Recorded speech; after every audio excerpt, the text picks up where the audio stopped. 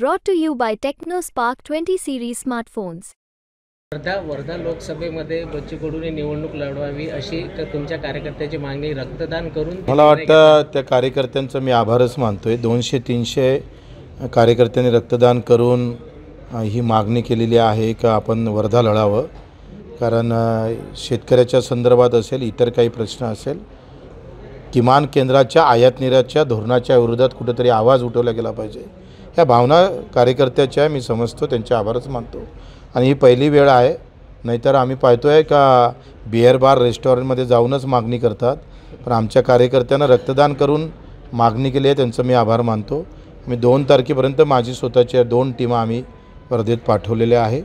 2 तारखेचा रिपोर्ट आमच्या हाती 11-12 वाजेपर्यंत येईल आणि त्या संदर्भात कार्यकर्त्याच्या बैठक घेऊन निर्णय घेऊ।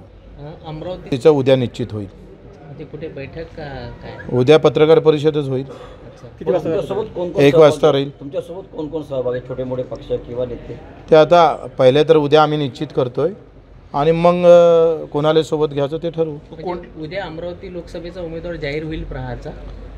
एक तर पाठिंबा द्यायचा का जाहीर करायचा उमेदवार उद्या निर्णय 1 वाजता होईल। अभिजित अडसूळ यांनी सुद्धा म्हटलं ते अभिजितरावचं जे काही टार्गेट आहे किंवा आमचं जे आहे ते जे लोकशाहीचं पतन करणारा जो उमेदवार आहे, संविधान बचाव और छत्रपती शिवाजी महाराजचा स्वाभिमान वाचवा, त्या स्वाभिमानानं जो महाराष्ट्र उभा राहिला त्याच्या स्वाभिमानाला जर ठेच पोहोचत असेल तर बाबासाहेबाचं संविधान आणि छत्रपतीचा स्वाभिमान हा या देशामध्ये जिवंत राहायला पाहिजे। याच्यासाठी ही लढाई आहे, ही निवडणूक नाही लढाई म्हणून स्वीकारू। कोण्या पक्षातला तू वाटते का उद्याच ते सगळं जाहीर करू? 1 वाजता।